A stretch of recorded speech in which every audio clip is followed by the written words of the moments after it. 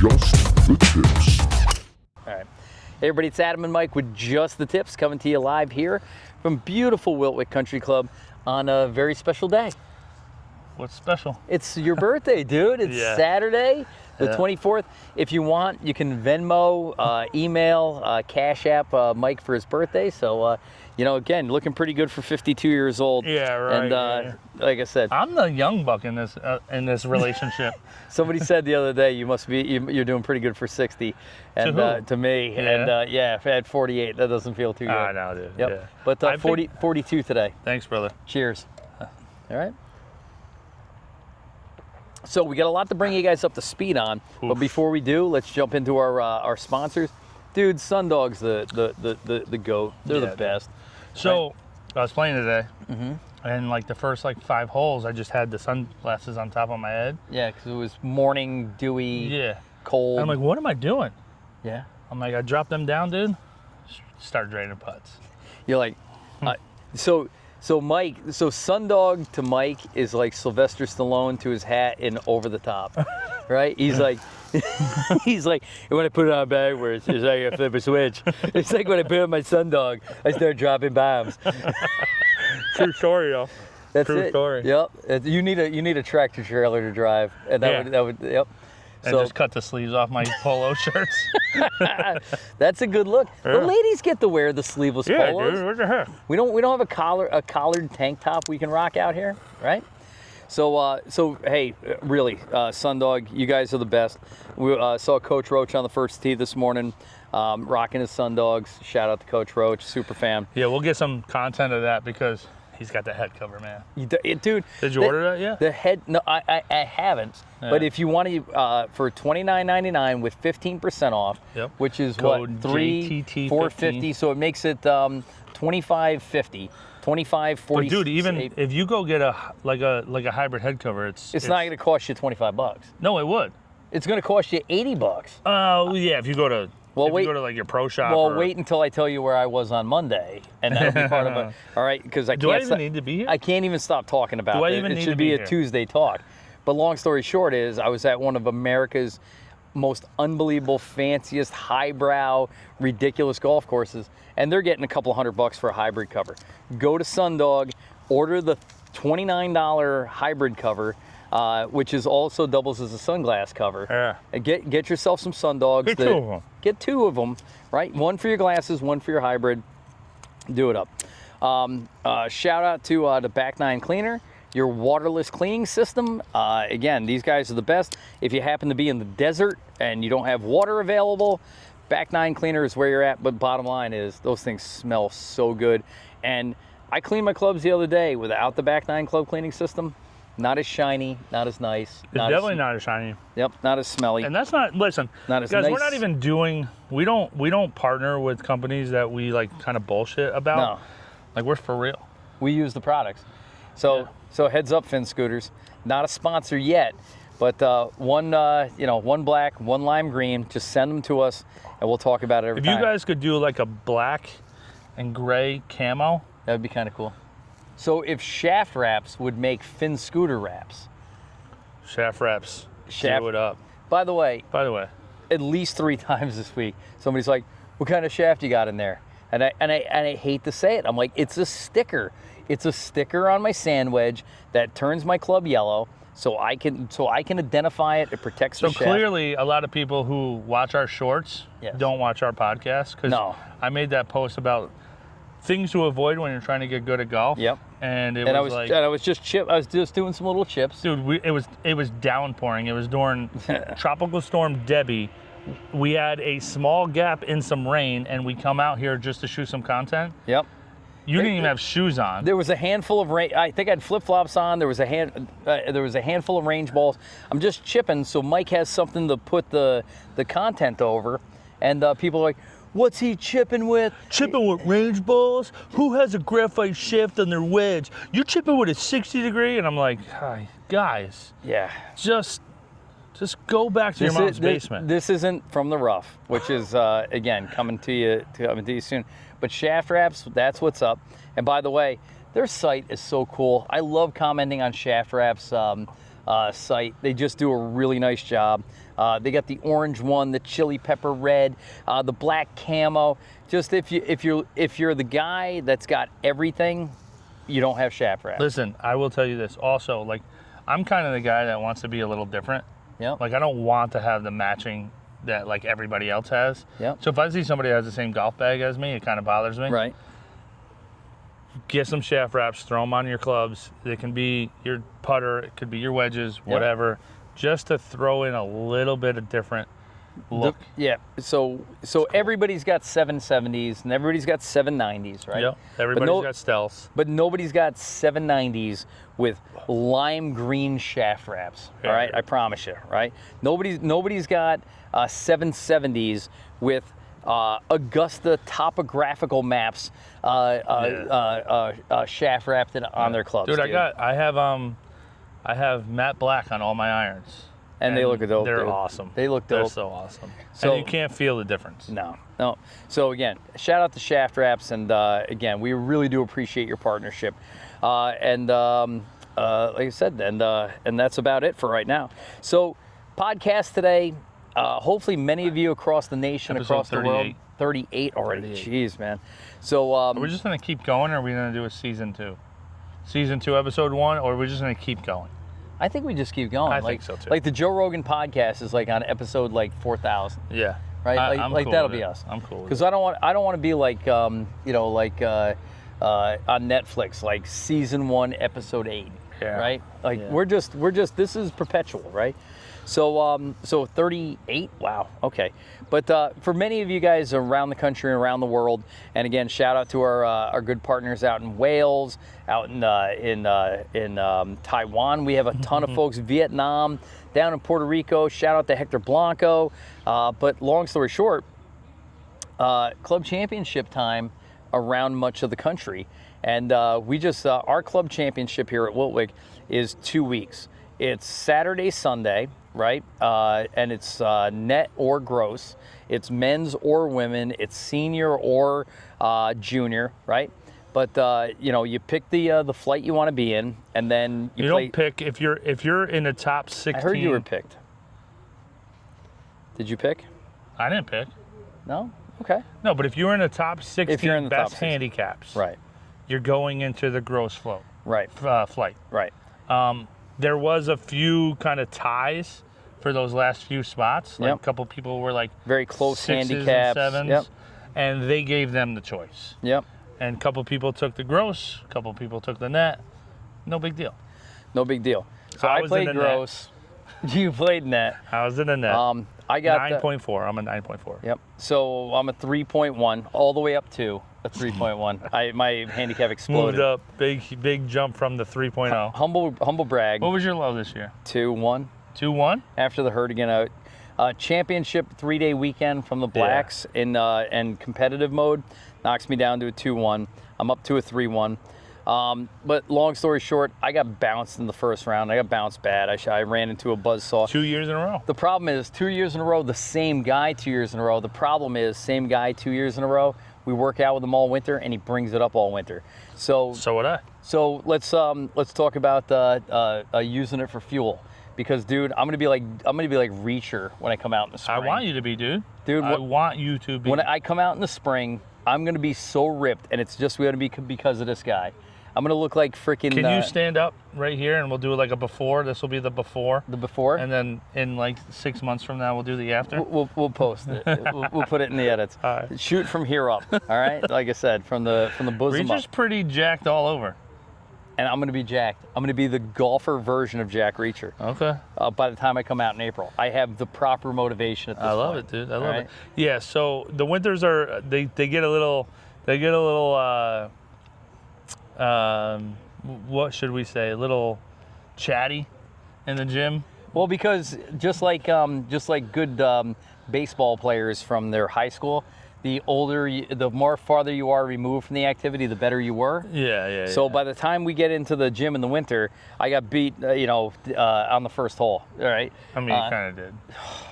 You should have chipped in out of the bunker on 5, and it would have just been it. Listen, just so you know, and we did this video series last year. We won't do it again this year, but when I lose in the first round of the club championship, it feels like I got broken up with by my girlfriend, my high school girlfriend.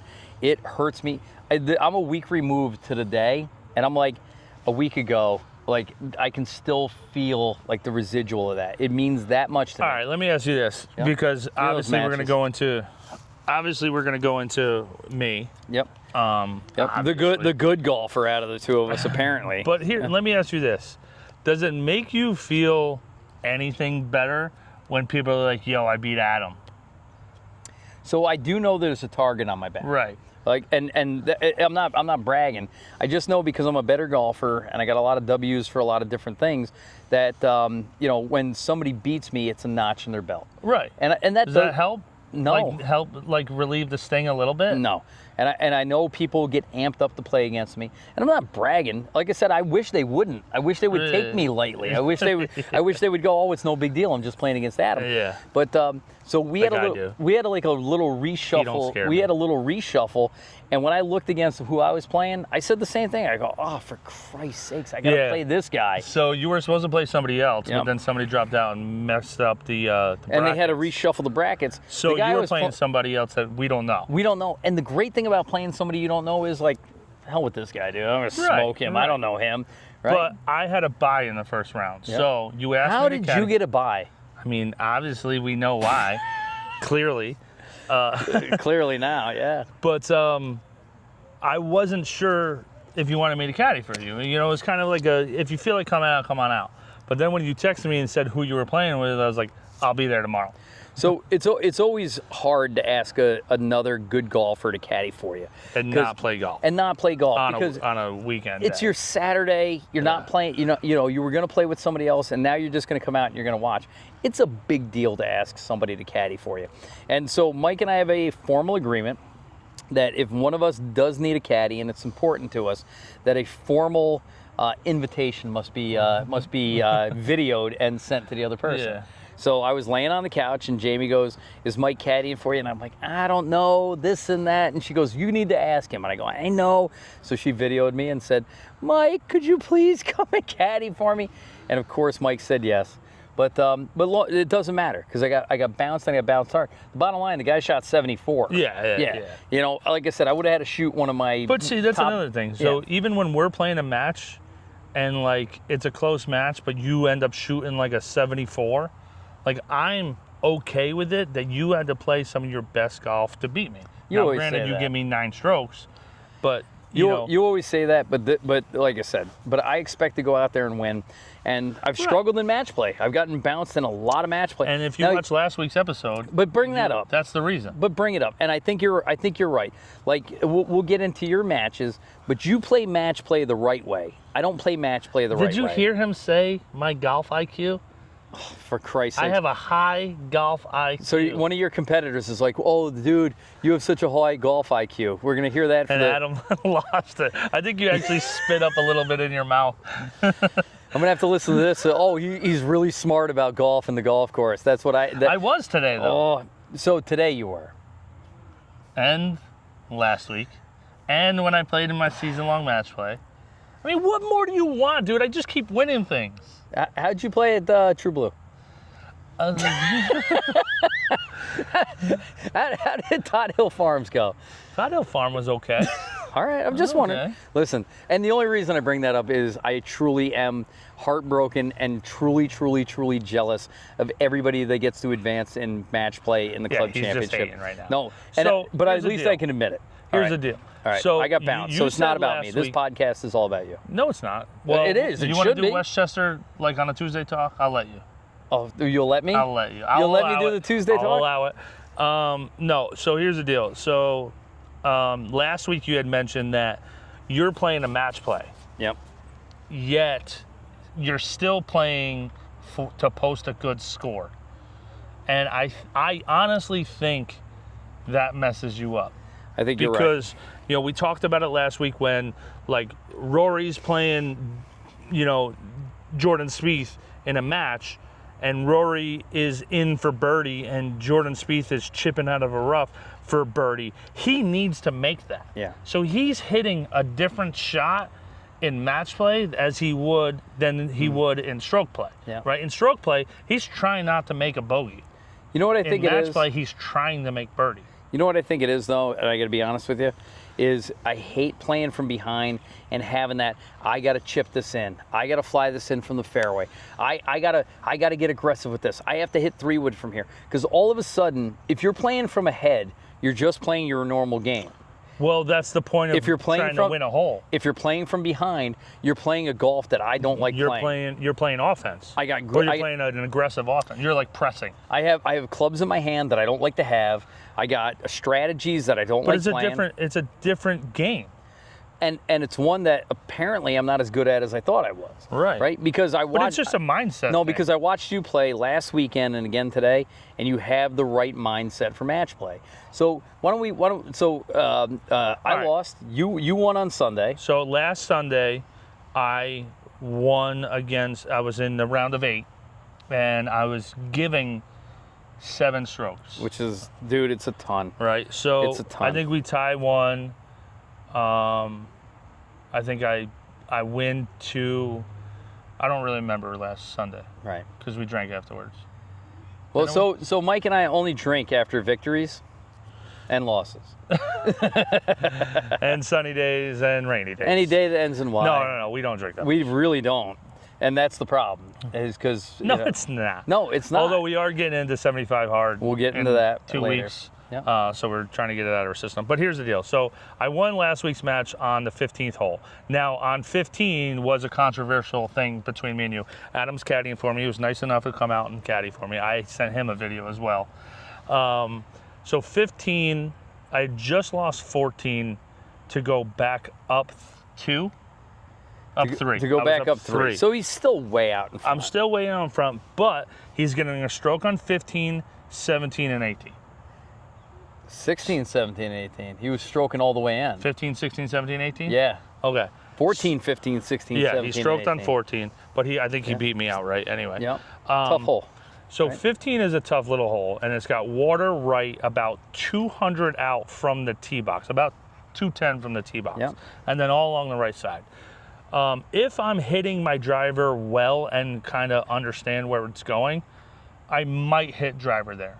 Mm-hmm. But usually I just stay short of the water and then hit the same club up to the green. Yep.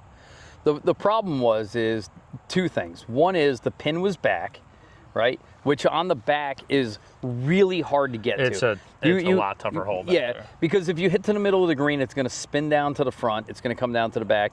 And if you're too far away, it's impossible to get the ball back up by the hole. Yeah. Now, Mike's already given a stroke. Yeah, so he's stroking on this hole. So in my head, Mike needs a 4 to win, a 5 to tie. Right. Because I don't think he's gonna make a... So he goes first. Yep. And hits a little squirty drive to the right. Right.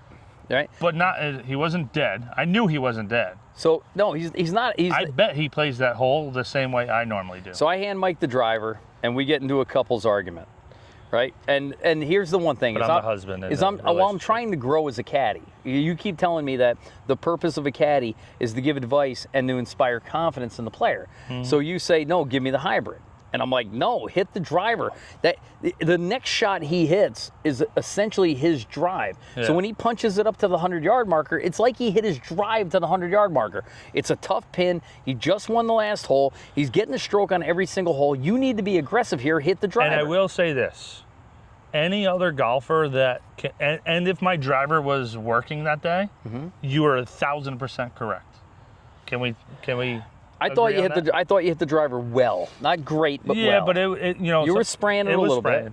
So the problem is if I hit driver and it goes in the water, he automatically wins that hole. You basically are giving 100%, right? Yep. So I said, let me hit hybrid. He's like, and I'm not going to say it was an argument because it was a discussion. No, but I was firmer on that than I was on any other decision on the day. You definitely were. But I was firmer also. And I backed off. And you said, all right, this conversation's gone on too long, just hit the hybrid. I hit the hybrid down to where his drive was. Yep. He punches up probably 60 yards short of the green. Yep. I hit a really good 4-iron and got a really good bounce above the bunker. Yep. I was short of the green, but above the bunker. He hits on, rolls back, He has a 40-footer for par that he needs to nestle up close to tap in for 5. Which is tough. Which is a tough, Yeah. He's got to play good golf in. And I was like, I had a rough lie that I just needed to get back there and tap in for 5. Yep. Like on and 4, putt for 5. And I chipped it tight and tapped. Actually, no, on and 3. Yep. And tap in for 4. I chipped on. It was a great chip. It was a great chip. We talked about the chip, and I thought you went closer. Yeah. I didn't think you gave it enough break, but you played it exactly right. It was a here's gimme my putt. thing with that. You make 4, you win the hole. And won the match. So here's my thing with if I don't make a mistake and I play for 5, he has to play good golf in to beat me. Right. If I make a mistake, he can make a mistake and still beat me. Right. You know what I mean? But when you hit a hybrid there, I'm thinking you're playing for bogey. And if you make bogey and he makes bogey, you lose. Yeah, but you have to play good golf to do that. Now, I think we've had this conversation one other time where us mid to higher handicaps, like you don't understand that game. Like that hole is hard for mid to high handicappers. Yep. So like he has to play a good hole on that hole to make a 5. Right. If he makes a 4, it was a great hole for him. You make a 4, it's a good hole for you. You make a birdie, it's a great hole. Right. Just subtract one of those for us, and that's golf for us. So if he made a 5 for 4, he's like, hey, man, good hole. I just played that hole well for me. You know what I mean? So, I get it. Listen, you were right. Once again, it's your birthday. You were right. No. I just didn't want to give him the hole to where he could have also made a mistake but still beat me. Right. I want him to make a mistake-free hole to beat me. Yep. Right? Fast forward to today. So we advance a week. So we have 5 days off, right? And I'll be honest with you. I go to Mike. He goes, so tell him why you can't win. Busy week. Why you can't win. Busy week. No camp this week for the girls. They're here all week and trying to work, trying to maybe possibly practice. My daughter's birthday Sunday, which is my daughter's birthday was Thursday, but we're my daughter's birthday was Wednesday. So happy birthday, Maddie. My birthday's today. Happy birthday, Mike. But this is coming out Sunday, so this is the day after my birthday, and we're celebrating. We're going to Six Flags for my daughter's birthday. So I cannot play in the final round of the club championship. No matter what happens. You win, you lose, you can't play. Yeah. You're going to New Jersey to be on the Hawk. No, Superman. Superman? Superman that fly. It lays back and you fly. Are you going to the drive-through? I might. The safari? Safari. Yeah, I might. It's kind of nice. Yeah. There you go. But here's the deal. I said something to the head pro a couple days ago. There was no mention of, well, hang on, let's see what we can do. Yeah. Plus, I've already asked them for a couple favors of shifting some tee times around. Yeah. So I didn't know, and it's a club championship. I don't want to wreck the entire club championship just for me. Romano molded the club championship so he could win it. Yeah. Little asterisk. Yeah, I didn't want that. It's you and Barry Bonds. Plus, I don't need the external validation. You keep saying that. I don't. But why not? Why don't you want to be number one? The best, the pinnacle, the alpha. Well, one, it's net. Who cares if it's net? I'm already the alpha. Why don't you understand that? In this relationship, we're talking about the entire club. Nope. Talking about prestige. Who's got a better beard in this club than me? Nobody's got a better beard in the club than you do. I'm alpha. All right, listen. Long story short, though. Long story short. You busted your ass all year long, dude. You put in countless hours on the range. And that's you what matters reduced your to me. handicap. So here's the thing that's what matters to me. So here's the thing that's driving me crazy, and it came up in the gym at 5 o'clock in the morning on Friday morning, was this is not an opportunity to be squandered. And I'm not saying spending time with your family is squandering an opportunity. What I'm saying is that this doesn't come along all the time. Because here's what happens, and this is important for those of you watching this, okay? if you're trying to get good at golf, if you're trying to become a low handicapper, right? The more you practice, the better you play. You're playing ahead of your handicap, but at one point you level out, right? So while you're getting better, and you're getting better exponentially, you have the opportunity to win things in net tournaments, whether it's the member guest, whether it's the member, whether it's individual stroke play opportunities, but eventually you're going to come to a floor where in a week you could get 10% better by hard practice. But then it gets to the point where you just can't get better exponentially when you need it. You're in a sweet spot right now. And like I said, I'm worried. I agree with you. I'm worried that, because, and here's the thing is I'm projecting a little bit. This is A little. This is Sweet Talks with Adam. It's our couples therapy. You want a moment? It's our couple therapy. If you could zoom in on me for just a second. You do that in post. I went from a 20 handicap to a 2 in 4 years. And I played ahead of that handicap the whole time. And every time I was playing ahead of the handicap, I was winning. I wasn't sandbagging. I was just ahead of my handicap. I was playing. Well, because you were good when you were younger, and then you stopped playing, so your handicap was high again, and it takes a little while to knock the rust off. But you're playing ahead of your handicap because of the hard work you're putting in. Nobody talks about the 2 hours you hit balls in the back of your house into a net just to get that feel, or the range work, or the things you do, right? And that the regular everyday weekend golfer is not doing that. You're playing ahead of your handicap, but at one point or another that stops. At one point or another, you level out. I agree with you and there. And then you become a regular golfer, even though you're really good. Yeah. And you end up in a weird spot. And this should be a podcast chop, right? Is that you get to the point where you get in a funny spot where you're not getting enough strokes to play against the people in the net, and you're not good enough to play against the people in the gross. Yeah. It's a weird spot that I feel like I'm in. You were in last year for sure. For sure. I'm better this year, but they talk about those last couple of strokes to shave off are really hard. So I have like a couple of holes, a couple of years of golf where I'm in purgatory. Mm-hmm. I'm in winning purgatory, right? Like I might play in some charity scrambles that don't have a handicap, that because I'm one of the better players out there, I can lead a team to victory. But when it comes to the club championship, there's 5, 6, 7 players that are better than me, right? When it comes to playing against the net people, giving somebody 10 strokes and they're on the uptick like you are, I can't compete with them. Yeah. So I find myself in this space where I can't compete. So I get really excited about where you are. And I go, yeah, but don't you feel like that maybe motivates you to get better? How much harder do you want me to work? I mean, when I tell you to grab 20s, grab 20s instead of 15s. Dude, I grab whatever you say. I'm not Mr. Decker. Beep, beep, beep, beep, beep, right? I do whatever you say, right? And by the way, Mike mentioned it before. We're coming up on 75 hard in 2 weeks, and 75 hard leads us into the off season. I promise you that I'm going to get so ridiculously jacked. The work that I did last year put me in bizarre places on the course that I'd never been before.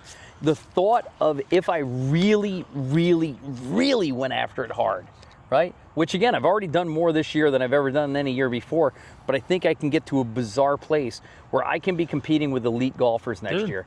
But I have to wait a year. You don't have to wait a year. I know, but here's the deal. You're in a sweet spot. But we have other great things coming up too, by the way. Right. Other great things. Yeah, dude. This isn't the be-all and end-all. And I want you to understand that for me. Like, listen, I love Wiltwyck. I love the people. I love everybody here. Everybody here is great.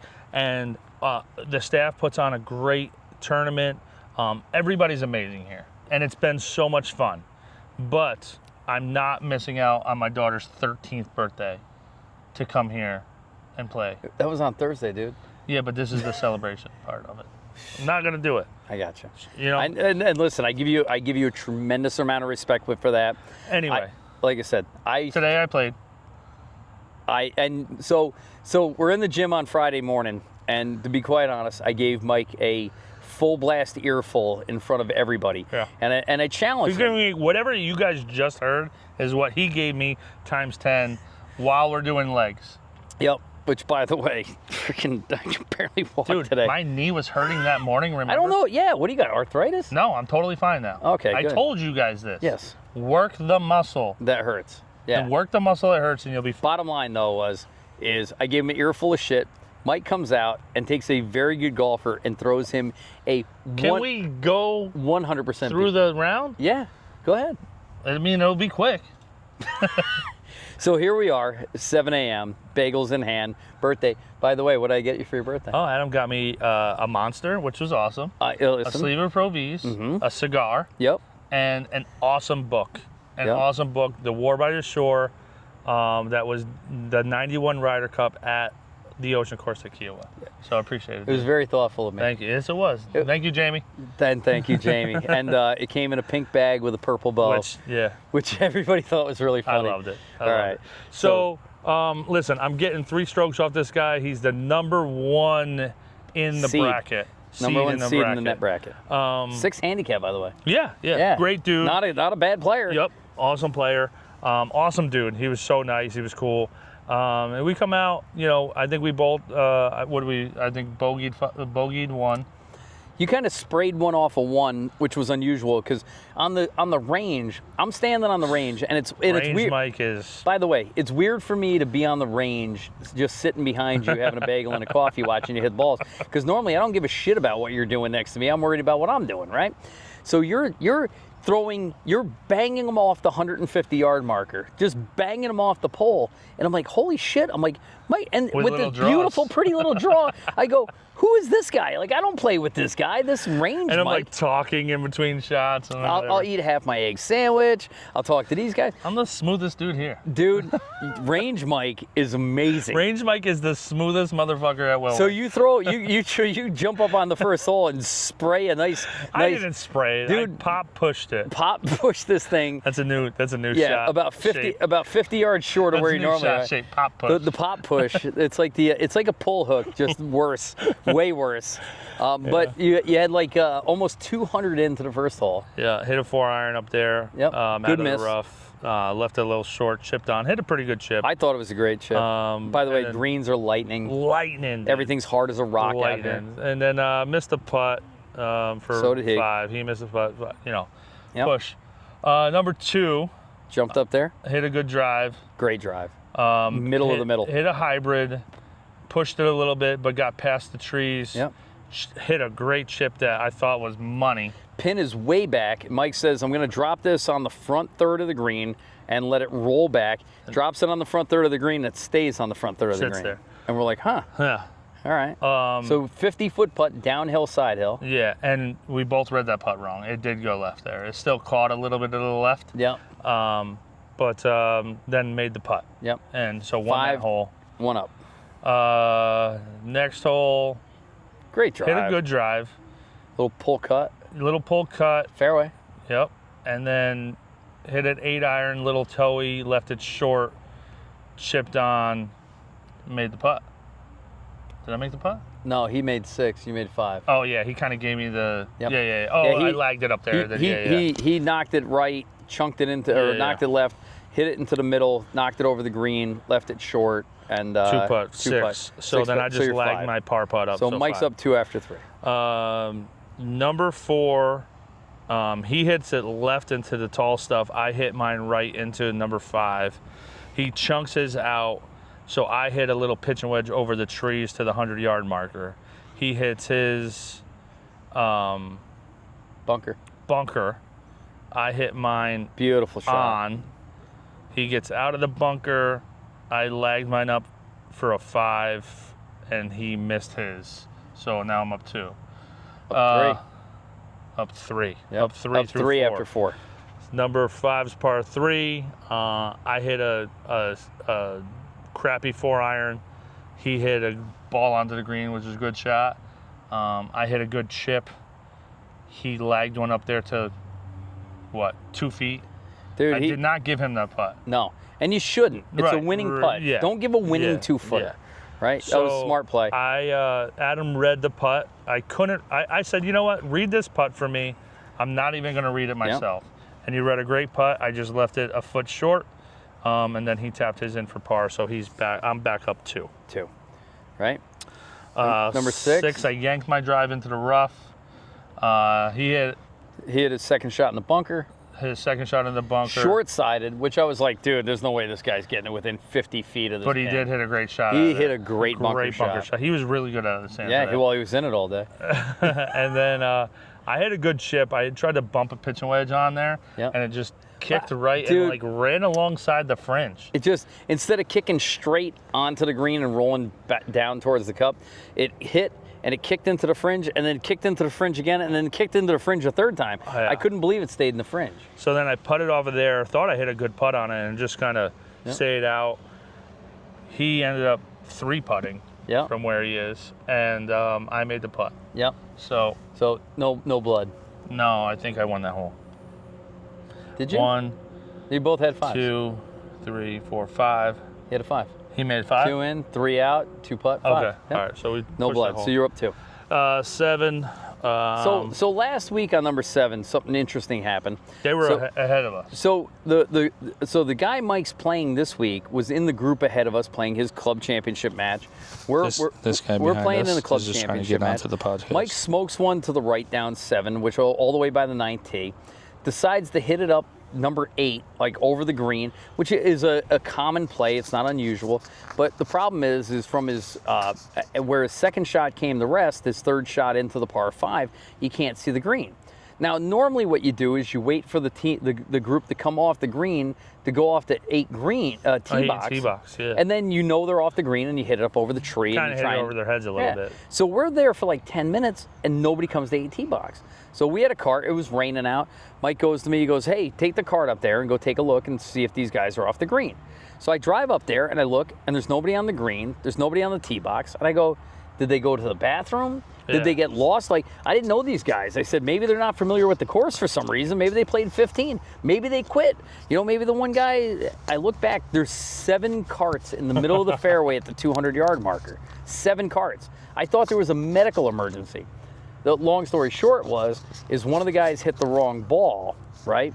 And then he let him go back and replay it. So in match play, just so you know, if you hit the wrong ball, it's automatic loss of hole. But this is a Sunday tip. But your partner or your playing opponent can say, no, that's okay, and can forgive it. Now, why you would, I have no idea, but I'm a terrible human being, so, you know. So I told him, yeah. Yeah, so he forgave the shot. They went back, so they had to go from the green back to the spot where it went in. Like 250 play it out. back. The group behind, our group is now on the fairway. There was 4 groups on this hole. The group behind them's in the fairway. The Ranger's on the fairway. The Pro is on the fairway.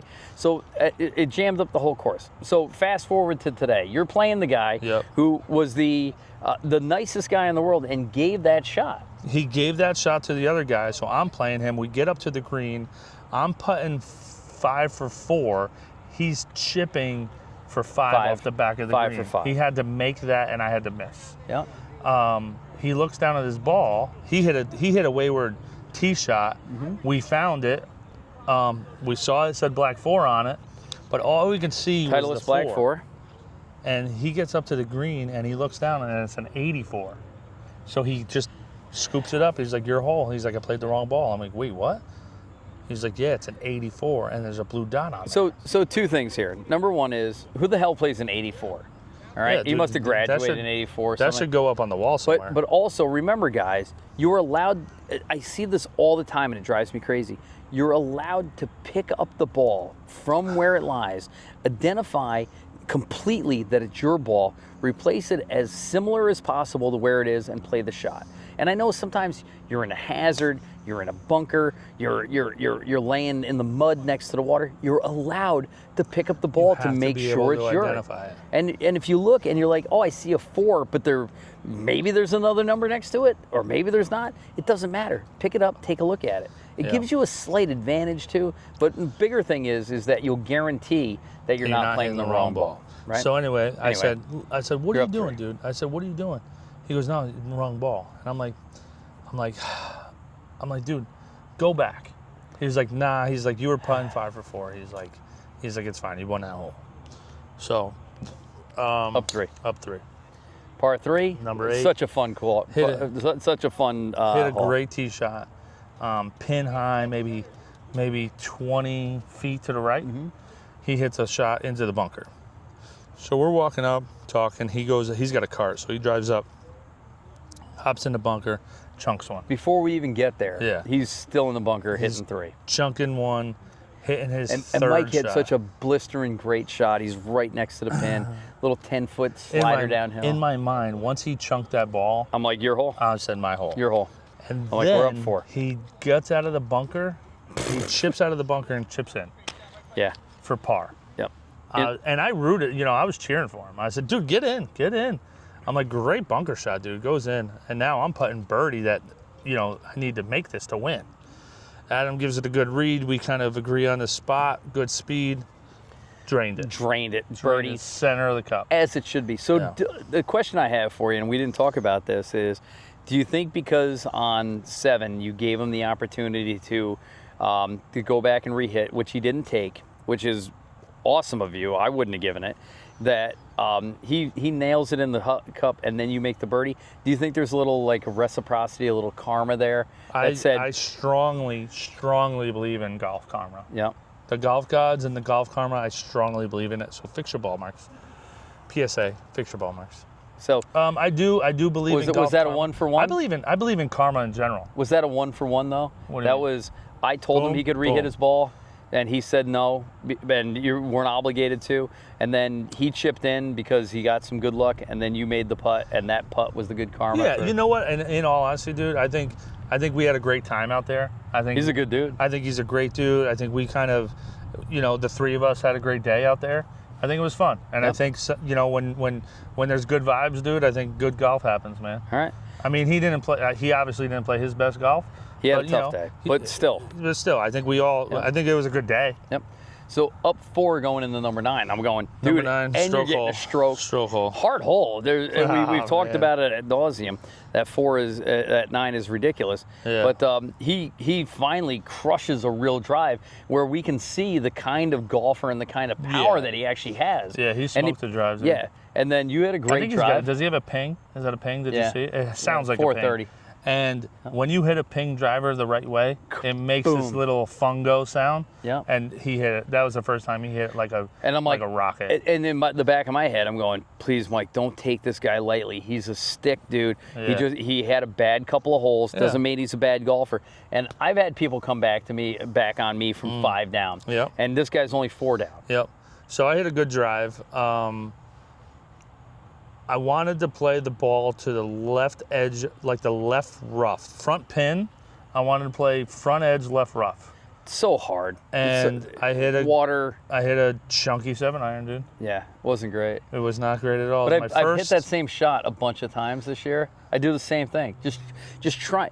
They always say, like, if the layup is the easiest shot in golf, and then when you miss-hit it, you're I guarantee you suck. if I hit like a 9-iron there to leave it like 30 yards short, I would have pured it. But it was a 7-iron to get to there. So I chunk a 7-iron up there. He hits a really good shot to the same spot I was trying to get to. Yeah. He's there in 2. Now I'm like 60 yards out. Kind of got to flirt with that water a little bit. Like the water is in line. The flag is in line with going over the water. Yeah. So if I want to bail, I got to stay. If I want to not go over the water, I got to stay left of the pin, which was the plan. Yep. I hit a pitching wedge right at the flag. Right at it. And my initial reaction was, Mike just hit it in the water. Yeah. And then my second reaction was, oh no, he flew the green. No, yeah. I landed pin high and rolled 30, 90 40, feet. 50, 80, 90 feet past the hole. So if the pin was front right, you were back righter. And I'm like, okay. So now you're playing a partner. But I'm there in 3. But he's not in a good spot. He's in a good spot. He's not in a bad spot for regular golf. He's 20 feet above the hole, on the fringe, but he's putting straight down the hill. But beyond the hole, about 5 or 6 feet, it dives down into a lower area, and beyond that, it rolls down a fringe, and then it rolls into the rough, and then it rolls into the water. Yeah. Now, last year we saw in the Wiltwyck Club Championship on Sunday, the 36-hole match, we saw one of the best players in the course on the same exact putt put it into the pond from there. The greens are running 13s out here. They're hard as a rock. So I didn't know all that information, but I did know that he's going to have to hit a really good putt here to tap it in. Can I tell you a secret? Sure, dude. Tell them a secret. All right. I'm going to tell you, right? So I'm not in the gamesmanship. I'm really not. But when you hit your putt up to 6 feet, what did I say? Do you remember? Yeah. You said, like, dude, you did everything you could not to hit that in the water. And I did that on purpose. That was my gamesmanship. Because I said, this guy's got to be looking that if I smoke this putt, now Mike's in decent shape, not great shape, but 6 decent feet. shape. And you're putting well, you could make that easily. He's yeah. got to assume you're going to make that. He has to be a little more aggressive than he wants to be. And then the next thing you know, like I said, what's he do? And then he proceeds to putt downhill, past the hole, trickles past, goes down the hill into the rough, stays out of the water, chips his next shot to the same spot he trickled from, and rolls back into the water. Chips the next one on to maybe 6 feet, and gives me the putt. Up 5. Up 5, going into 10. Stroking on 10. Stroking on 10.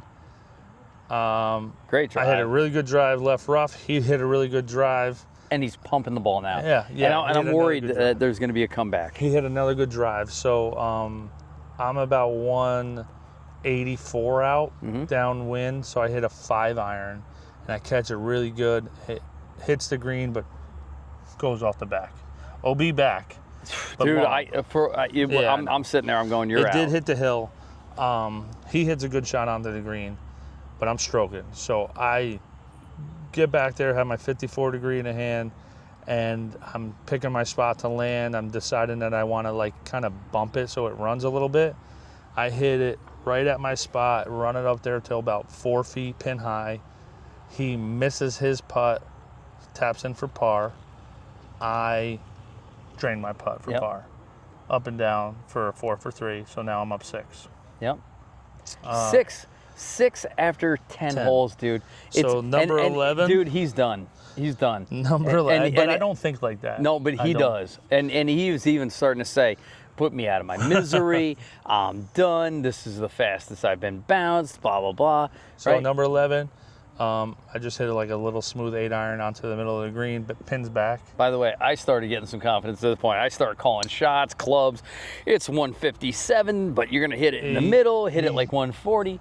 He yanked his shot off the green, chips on,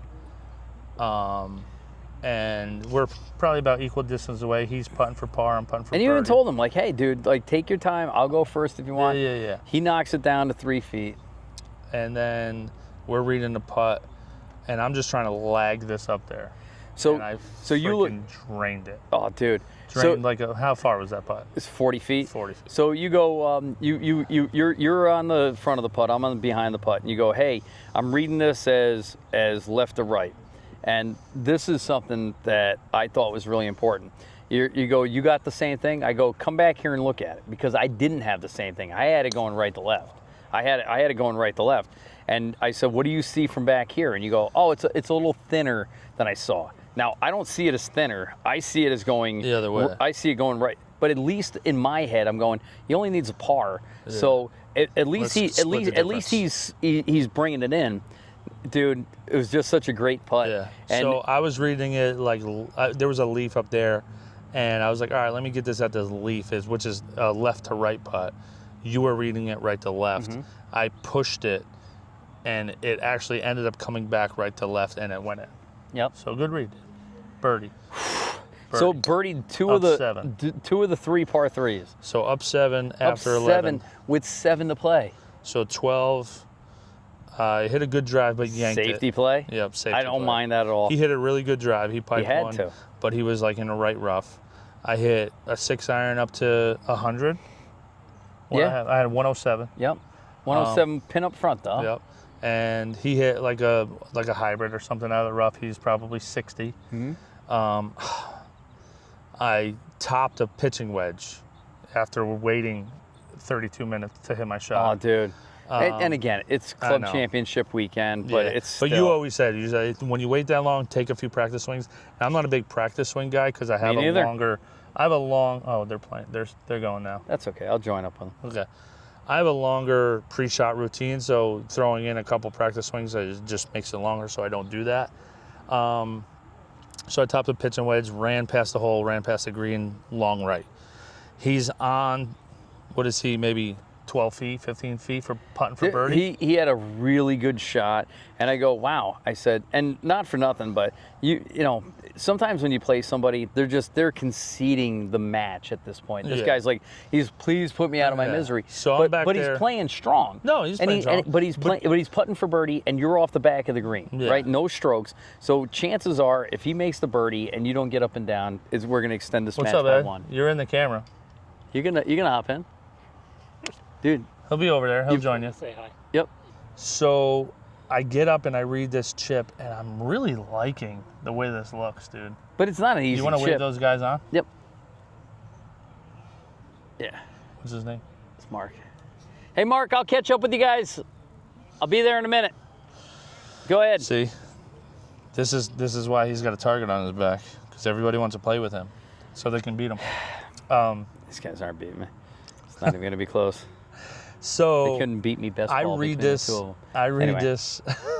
So let's back up. Let's reset this, because chances are you'll edit all this out, because this is like No, nonsense. I'm keeping it. So You're editing this one. I remember? told you, right? So bottom line is, you skinny the shot from 107, just catch the blade, and run it off the back right of the green. He's 10, 12 feet for birdie, but he's a good putter. I'm expecting him to make this putt. You're in the rough, but you have to go downhill, over a hump, and it could run off the front of the green. You could leave it short. It could stay on the hill. All he's got to do is, you need to not get up and down, and he needs the two putt, and we're going to extend this match. Yeah. And so here's where it comes into play, where, like, what I was talking about Rory and Jordan. I'm like, I need to get up and down. Yeah. Or possibly make this. Yeah. If I don't get up and down, he's winning this hole, and we're going to 13. Yeah. And 13, I can get away with. 14 gets a little squirrely for me, and 15 gets squirrely. And again, you're getting no strokes the rest of the way. Right. And he's a 6. Yep. Yep. So we know he can make a lot of pars in a row. So I'm like, all right, hit a good chip here, man. So I walk up, kind of read the putt. I pick a spot that I want to land it. And I wanted to land it low so it rolls. Like, land that spot and then putt. You know, let the putt do the thing. Yeah. And I landed it exactly where I wanted to, how I wanted to.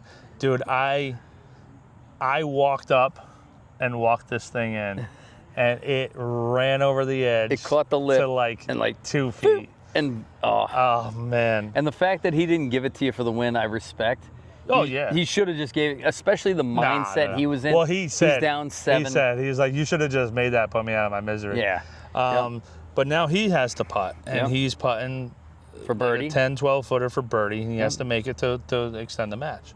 And he missed, and then I'm standing over a 2-footer for the match, and I drained it to go up. No, that was 7 and 6. 7 and 6. 7 and 6. Yep. So it was a Great good match. par. It was fun. So But I said, hey, listen, are you sticking around? He said, yeah, I'm going to grab some food. I said, I might have a surprise for you. Came back in, talked to, the officials. Yep. I said, I can't play tomorrow, but I don't want to forfeit the championship match. So I'm going to forfeit this match. I'm going to, DQ myself or whatever I need to do Yep. for him to win so that he can play in the championship against whoever was going to win the other match. Right. Which was an upset, by the way. Yeah, it was an upset. Yep. Well, it was a comeback. A comeback. I don't want to say it was upset. Nah, I'd say both They of were- those guys yeah, have no. a really good chance of winning that. Yep. But again, That's the nice thing about net is there's no favor. there's no favorite. You know what I mean? Yep. So, but listen, dude, you played so well today. You struck the ball well. You made the shots that you had to make. You stayed in it. You kept pressure on your opponent. And again, closing somebody out on 12 is just a great job. It really kind of a truly boss is. move, don't you think? I think it's an pretty- alpha move. It's an alpha move. I think you showed them how the beard works. Yeah. The beard of wisdom and power. Of power. Yeah, Exactly. yeah. No, dude, super proud of you. And again, And that's what you get for talking shit in the gym yesterday morning, bro. That's what you get. I just think No. I You just got it all wrong. I know. Because guess what? Now, I withdraw from this. We go to Six Flags tomorrow or today when you're watching this video. And when my daughter's 25 years old, I can throw this back in her face. No, you know what? Listen, I'm going to Six Flags. I'm going to ride some roller coasters. I'm going to eat some ice cream. There you go. Yeah. All right.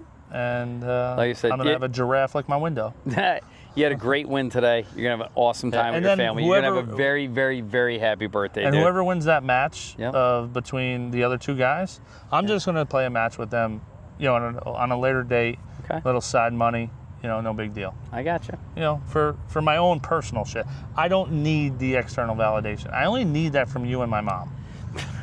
I love your mom, by the way. Shout out to Mama Romano. Love you, Ma. Love you, Dad. But listen, dude, for real though, great playing over the 2 weekends. Super proud of you. Like I said, I think if you did play tomorrow, they'd have their hands full and a lot more. I think you'd be the odds-on favorite to win. Yeah. The big thing though is again, like I said, there's a lot more golf to be played this year.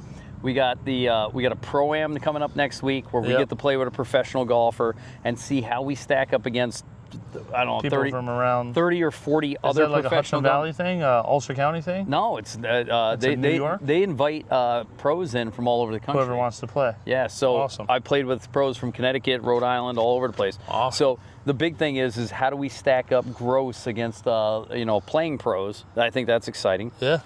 We got a Ryder Cup match at the end of the month. We got the which Jones. Is bananas. We got the member, the Jones, which is going to be unbelievable. I wonder who my partner is going to be. I thought we agreed it's going to be us. You didn't ask. Ed just showed up. Is always hunting around for a partner. All right, I bet Mark would like a new partner. But we should play in the member. We don't play in a lot of tournaments together, so this will be a good one.